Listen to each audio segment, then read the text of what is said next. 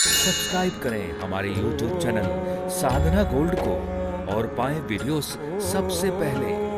Bell icon दबाना ना भूलें।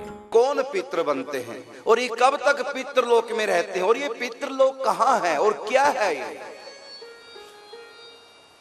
क्योंकि सनातन धर्म के सिवा कोई भी धर्म संप्रदाय पितृलोक को जानता ही नहीं। जब जानेंगे नहीं तो मानेंगे कैसे?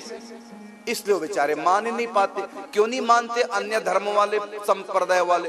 क्योंकि उनको बेचारों को जानकारी नहीं, क्योंकि उनका धर्म, उनका पंथ, उनका मत 4 दिन पहले चला है और ये मत तो जब से सृष्टि है तब से ये धर्म चला आ रहा है। इसलिए यहाँ पर जो ज्ञान है वो कहीं किसी पंथ संप्रदाय में ज्ञान नहीं। अरे और पंथों की किताबों में तो 9 ग्रहों की चर्चा नहीं है, जो कि दूरबीन से ही बैठे बैठे वैज्ञानिक देख सकते हैं। टेलीस्कोप से, यंत्रों से, इसी धरती पे बैठे बैठे इन्हीं आंखों से, टेलीस्कोप के माध्यम से जिन ग्रहों को देख सकते हैं, मनुष्य इन आंखों से जिन ग्रहों को देख सकता है, उन धर्मों के ग्रंथों में तो इन ग्रहों की भी चर्चा नहीं है। लेकिन हमारा सनातन धर्म, भागवत जी का 5म स्कंद आप पढ़िए, अंतिम 4 अध्याय, तो पूरा खगोल का वर्णन आया है।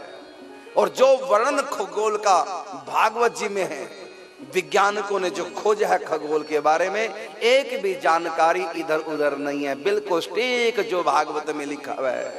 सूर्य से कौन सा ग्रह कितनी दूरी पर है, उनकी स्थिति क्या है, और ग्रहों के बारे में नहीं, इन ग्रहों के सौर मंडल के उस पार भी हमारा सनातन धर्म ग्रंथों में लिखा हुआ है। और हमारा ज्योतिष शास्त्र तो गजब का है। आज इस समय, इसी समय कौन सा ग्रह सूर्य से किस दिशा में कितनी दूरी पर, और कब पृथ्वी के सामने आता, कब ओट में कब छुपता है, कब बृहस्पति उदय होता है, कब छिपता है, तारा जिसको हम कहते हैं तारा डूब गया, तारा निकल गया, अब विवाह शाही प्रारंभ हो गया। तारे का मतलब शुक्र तारा, शुक्र ग्रह कब उदय होता है, कब अस्त होता है, मंगल कब उदय होता है, कब अस्त होता है, ये सब हमारे ज्योतिष शास्त्र का विषय है। ये हमारे सनातन धर्म का है।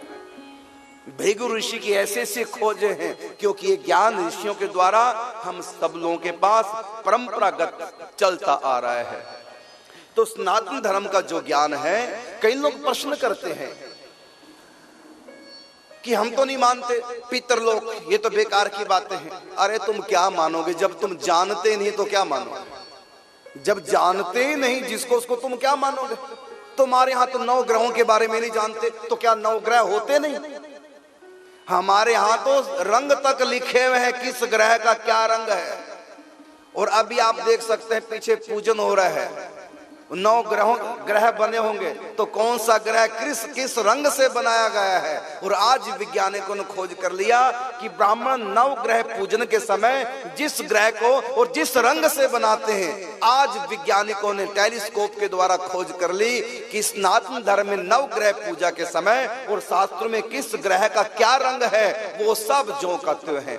हमारे यहाँ बृहस्पति को पीले रंग का बताते हैं, और जब बृहस्पति व्रत करते हैं तो पीले रंग के वस्त्र पहनते हैं, चने की धुली दाल, पीली दाल से पूजन करते हैं। और 9 ग्रहों में जब बृहस्पति को बनाते हैं, 9 ग्रहों के अंतर्गत, तो पीले रंग से बनाते हैं। तो हमारे यहाँ और बृहस्पति की शांति के लिए, उनकी कृपा प्राप्ति के लिए हम लोग पुखराज पहनते हैं, वो भी पीले रंग की मणि होती है। हमारे यहाँ लिखा है कि बृहस्पति की आभा पीले वर्ण की है। और आज वैज्ञानिकों ने टेलीस्कोप की मदद से इन आंखों से देख लिया कि बृहस्पति को जब हम देखते हैं टेलीस्कोप से, तो पीले रंग का ही दिखाई देता है। यह है हमारा सनातन धर्म। बाइबल पढ़ लो, उसमें नहीं लिखा हुआ है कि बृहस्पति कोई ग्रह है। बाइबल में नहीं लिखा कि बृहस्पति कोई पीले रंग का है, नहीं लिखा हुआ है, ना कुरान में लिखा हुआ है, नहीं ज्ञान है वहां पर। ये ज्ञान केवल सनातन धर्म के पास है, यही धर्म है, बाकी सब मत है। हमारे यहाँ मंगल ग्रह लाल रंग का, जब नवग्रह पूजन के समय मंगल ग्रह जब बनाते हैं तो लाल रंग से बनाते हैं। और मंगल ग्रह की शांति के लिए, उनकी कृपा लाभ के लिए हम लोग जब अंगूठी में नग पहनते हैं तो मूंगा पहनते हैं लाल रंग का। और आज वैज्ञानिक सिद्ध कर रहे हैं कि मंगल ग्रह की आभा लाल रंग की है, और जब टेलीस्कोप की मदद से मंगल ग्रह को देखते हैं तो लाल रंग का ही दिखाई देता है। सोचिए 5000 साल पहले श्रीमद् भागवत जी शुकदेव जी राजा परीक्षित को सुना रहे हैं और बता रहे हैं 9 ग्रहों की स्थिति पंचम स्कंद में भागवत जी में खगोल का वर्णन कर रहे हैं। ये खगोल या पिंडों की जानकारी उस समय तो टेलीस्कोप नहीं थे, 5000 साल पहले ये कहां से जानकारी मिली? ये अनादि जानकारी है।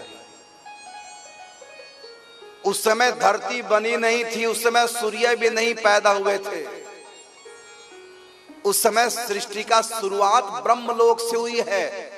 जब धरती भी नहीं बनी, जब सौर मंडल का निर्माण भी नहीं हुआ, उससे पहले सप्त ऋषियों का प्रागट्य हुआ है ब्रह्मलोक में, यहां नहीं। ये ब्रह्मलोक के ऋषि हैं और इन ऋषियों को ब्रह्मा जी दिव्य ज्ञान देते हैं। ये ज्ञान हमारा परंपरा से, मनुष्य की सृष्टि बाद में हुई, पहले ऋषियों की, क्योंकि ऋषि सब देवता हैं। ये मृत्यु लोक के वासी नहीं, ये ब्रह्म लोक के वासी हैं। सप्तऋषि मंडल अलग है इनका लोक, धरती के वासी नहीं है सप्तऋषि। इन्होंने मनुष्यों को ज्ञान दिया है, परंपरा से प्राप्त ये ज्ञान आज तक चला आ रहा है। भृगु संहिता उठा के पढ़िए, खगोल का कितना बढ़िया वर्णन किया गया है।